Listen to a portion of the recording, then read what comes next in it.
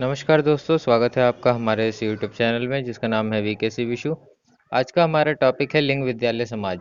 लेकिन उससे पहले अगर आप हमारे चैनल पर नए हैं तो कृपया इसे सब्सक्राइब कर लें और बेल आइकन के बटन को दबा लें ताकि हमारी आने वाली अपडेट आपको मिलती रहे। हमारा पहला क्वेश्चन है, पुरुष और महिला की भूमिका का निर्धारण समाज करता है। यह कथन बताता है कि ऑप्शन एक, लैंगिकता तथा आनुवंशिक प्रतिभा है। ऑप्शन दो, लैंगिकता एक अंतर्ज्ञानी अवतरण है। ऑप्शन तीन, लैंगिकता एक सामाजिक अवतरण है। ऑप्शन चार, लैंगिकता एक अंतर्निहित अवतरण है। तो क्योंकि यहाँ पे पुरुष और महिला की भूमिका यानी लिंग का निर्धारण समाज कर रहा है, तो इसका मतलब है लैंगिकता एक सामाजिक अवतरण है। अपने नेक्स्ट क्वेश्चन की ओर बढ़ते हैं। अगला क्वेश्चन है, विद्यालय यात्रा पर जाने के लिए पोती को अपने पिता से बहस करते हुए देखकर दादी कहती है कि तुम अच्छी लड़की की तरह आज्ञाकारी क्यों नहीं हो? तुम लड़कों की तरह व्यवहार करोगी तो तुमसे कौन शादी करेगा? यह कथन निम्नलिखित में से किसको प्रतिबिंबित करता है? कथन निम्नलिखित में से किसको प्रतिबिंबित करता है, यह बताना है। ऑप्शन एक, लड़कियों और लड़कों के स्वभाव के बारे में रूढ़िबद्ध धारणा। ऑप्शन दो, लिंग समरूपता। ऑप्शन तीन, लड़की के लिंग की गलत पहचान। ऑप्शन चार, बच्चों के पालन पोषण में परिवार की कठिनाइयाँ। तो दोस्तों, इसका सही जवाब है ऑप्शन एक, लड़कियों और लड़कों के स्वभाव के बारे में रूढ़िबद्ध धारणा। अपने नेक्स्ट क्वेश्चन की ओर आते हैं। जिस कक्षा में विविध पृष्ठभूमि से विद्यार्थी आते हों वहां एक प्रभावी अध्यापक ऑप्शन एक, समूह से व्यक्तिगत भिन्नता को बताने के लिए उनकी सांस्कृतिक जानकारी पर ध्यान देगा। ऑप्शन दो, वंचित पृष्ठभूमि के विद्यार्थियों को कठिन परिश्रम करने के लिए कहेगा ताकि वे अपने साथियों के बराबर पहुंच सके। ऑप्शन तीन, सांस्कृतिक जानकारी की अनदेखी करेगा और एक सर्वमान्य तरीके से अपने सभी विद्यार्थियों के साथ व्यवहार करेगा। ऑप्शन चार, समान आर्थिक पृष्ठभूमि के विद्यार्थियों का समूह बनाएगा और उन्हें एक साथ रखेगा। तो दोस्तों, इसका सही जवाब है ऑप्शन एक, समूह में व्यक्तिगत भिन्नता को बताने के लिए उनकी सांस्कृतिक जानकारी पर ध्यान देगा। नेक्स्ट क्वेश्चन है, विद्यालय और समाजीकरण के बारे में निम्न में से क्या सत्य है? विद्यालय में समाज की कोई भूमिका नहीं होती। ऑप्शन दो, विद्यालय समाजीकरण का एक महत्वपूर्ण कारक है। ऑप्शन तीन, समाजीकरण में विद्यालय की थोड़ी भूमिका होती है। या ऑप्शन चार, विद्यालय समाजीकरण का पहला कारक है। तो दोस्तों, समाजीकरण का पहला कारक अपना परिवार और आस पड़ोस का माहौल होता है, तो यह ऑप्शन तो है नहीं। इसके अलावा सेकंड ऑप्शन राइट है, इसमें विद्यालय समाजीकरण का एक महत्वपूर्ण कारक है। नेक्स्ट क्वेश्चन की ओर आते हैं। भारत की 2011 की जनगणना में लिंग अनुपात 2001 की जनगणना के अनुसार 927 से घटकर 914 ही रह गया है। इसका सर्वाधिक प्रमुख कारण हो सकता है ऑप्शन एक, लैंगिक भेदभाव। ऑप्शन दो, स्त्री शिक्षा को बढ़ावा देना। ऑप्शन तीन, स्त्री शिक्षा में कमी। या ऑप्शन चार, स्त्रियों का खराब स्वास्थ्य। तो दोस्तों, इसका सही कारण है लैंगिक भेदभाव, क्योंकि इसके कारण जो पेरेंट्स हैं वो लिंग निर्धारण पहले से ही चेक करके और लड़कियों को गर्भ में ही मार डालते हैं। ठीक है, तो लैंगिक भेदभाव इसका सबसे प्रमुख कारण है। नेक्स्ट क्वेश्चन है, एक शिक्षक होने के नाते अपनी कक्षा की छात्राओं का शिक्षण कैसे करेंगे? ऑप्शन एक, कक्षा के छात्रों को अलग कर उन्हें घर के कामों की जानकारी देंगे। ऑप्शन दो, छात्रों को सिलाई बुनाई के कामों में अधिक रुचि लेने की सहायता देंगे। ऑप्शन तीन, सभी छात्र व छात्राओं की समान रूप से शिक्षण की व्यवस्था करना। या ऑप्शन चार, छात्राओं पर अवांछित टिप्पणी करके जिससे कि वे स्वयं में विशिष्ट न समझे। तो इसका सबसे सही जवाब है ऑप्शन तीन, सभी छात्र व छात्राओं को समान रूप से शिक्षण की व्यवस्था करेंगे। नेक्स्ट क्वेश्चन है, निम्नलिखित में से कौन सा यौन भेदभाव का कारण नहीं है? ऑप्शन एक, आत्मनिर्भर होना। ऑप्शन दो, शिक्षा का अभाव। ऑप्शन तीन, रीति रिवाज। ऑप्शन चार, बाहरी संसार से संपर्क का अभाव। तो इसमें यह बताना है कि यौन भेदभाव का कारण नहीं है। तो यौन भेदभाव के कारण में शिक्षा का अभाव, रीति रिवाज और बाहरी संसार से संपर्क का अभाव, ये तीनों शामिल होते हैं। तो ऑप्शन एक जो है ये यौन भेदभाव का कारण नहीं है, आत्मनिर्भर होना। नेक्स्ट क्वेश्चन है, पुरुष स्त्रियों की अपेक्षा ज्यादा बुद्धिमान होते हैं। यह कथन ऑप्शन 1 सही हो सकता है, ऑप्शन 2 लैंगिक पूर्वाग्रह को प्रदर्शित करता है, ऑप्शन 3 बुद्धि के भिन्न पक्षों के लिए सही है, ऑप्शन 4 सही है। तो पुरुष स्त्रियों की अपेक्षा ज्यादा बुद्धिमान होते हैं, यह कथन जो है वो लैंगिक पूर्वाग्रह को प्रदर्शित करता है। ऑप्शन 2 सही है। नेक्स्ट क्वेश्चन है, एक अध्यापक को अपनी कक्षा में डैश को नकारना चाहिए। छात्र छात्राओं के पठन संबंधी विकारों को, ऑप्शन 2 छात्र छात्राओं के मध्य लैंगिक भेदभाव को, ऑप्शन 3 छात्र छात्राओं के व्यवहार संबंधी विकारों को, या ऑप्शन 4 छात्र छात्राओं के झगड़े संबंधी मुद्दों को। तो इसमें सबसे सही जवाब है लैंगिक भेदभाव को नकारना चाहिए, और बाकी जितने भी विकार हैं, झगड़े के मुद्दे हैं, उन सबको समझना चाहिए और उनको समझ के हल करना चाहिए। नेक्स्ट क्वेश्चन है, विद्यालय में लैंगिक भेदभाव के कारण छात्राओं की मनोदशा पर पड़ने वाले प्रभाव कौन कौन से हैं? नंबर 1 वह विद्यालय में प्रसन्न रहती हैं, ऑप्शन 2 वह विद्यालय जाने से कतराती हैं, ऑप्शन 3 पढ़ाई से उन्हें विरक्ति होने लगती है, या ऑप्शन 4 उनका शैक्षिक विकास बेहतर होता है।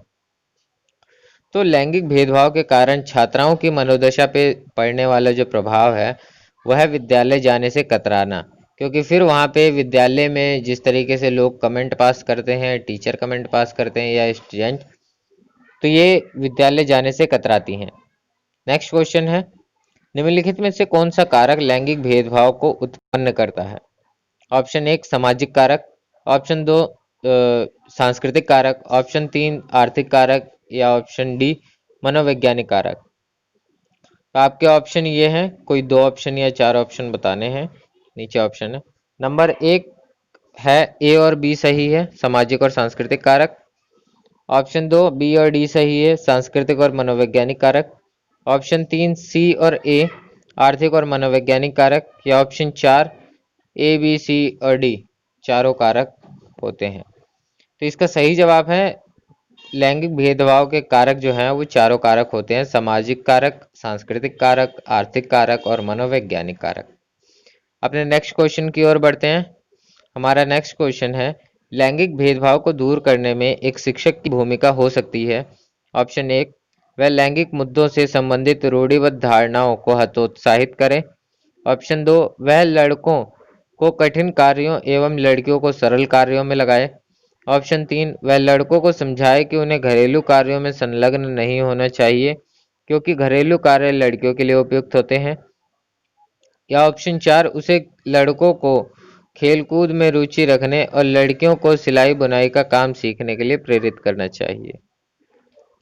तो इसका लैंगिक भेदभाव को दूर करने में शिक्षक की सबसे अहम भूमिका होती है, वह लैंगिक मुद्दों से संबंधित रूढ़िबद्ध धारणाओं को हतोत्साहित का मतलब होता है खत्म करें।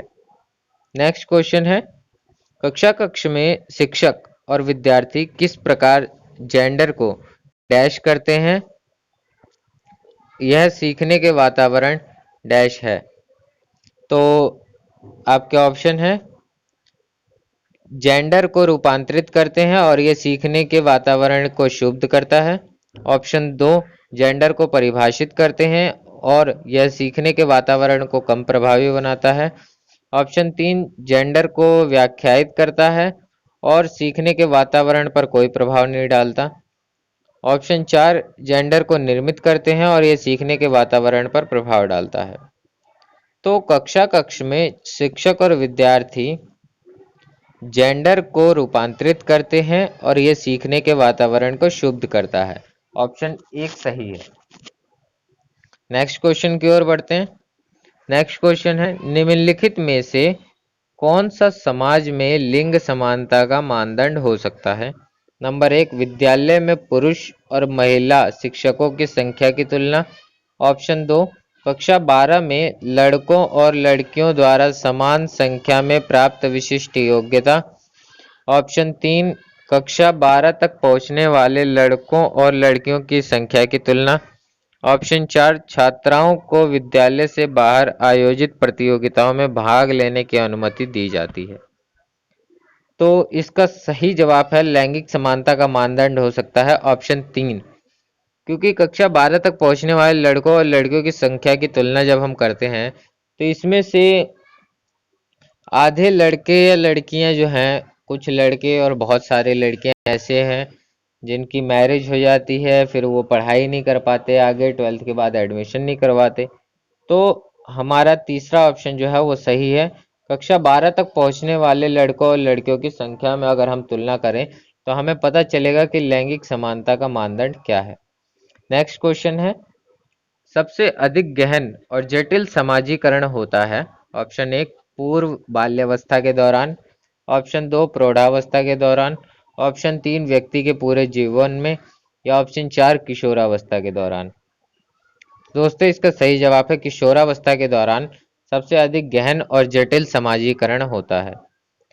नेक्स्ट क्वेश्चन है, समाजीकरण में सम्मिलित है सांस्कृतिक संचरण और ऑप्शन 1 व्यक्तिगत व्यक्तित्व का विकास, ऑप्शन 2 बच्चों के लेवलों में समायोजित करना, ऑप्शन 3 संवेगात्मक समर्थन उपलब्ध कराना, या ऑप्शन 4 विद्रोहियों को निरुत्साहित करना।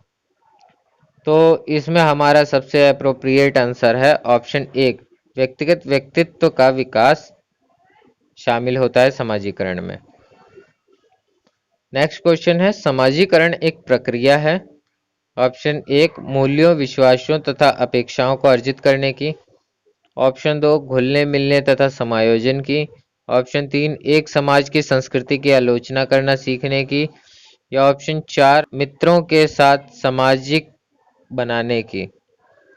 तो इसमें सबसे सही आंसर है ऑप्शन 1 समाजीकरण मूल्यों, विश्वासों तथा अपेक्षाओं को अर्जित करने की प्रक्रिया कहलाती है।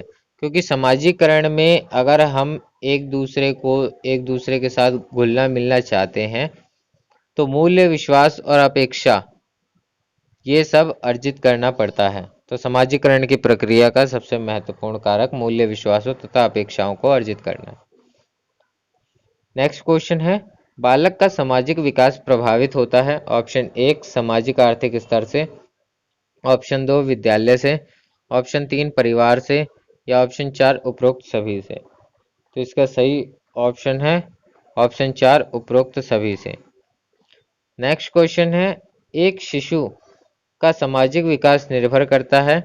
नंबर 1 उसकी अन्य लोगों के साथ अंतःक्रिया पर, ऑप्शन 2 शिशु को मिलने वाले प्यार व अपनत्व पर, ऑप्शन 3 उसके द्वारा दूसरों का ध्यान अपनी ओर आकर्षित करने की क्षमता पर।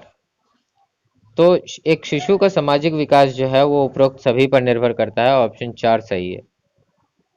नेक्स्ट क्वेश्चन की ओर बढ़ते हैं, नारी मताधिकार आंदोलनकारियों के निम्नलिखित में से कौन सी मुख्य मांग थी।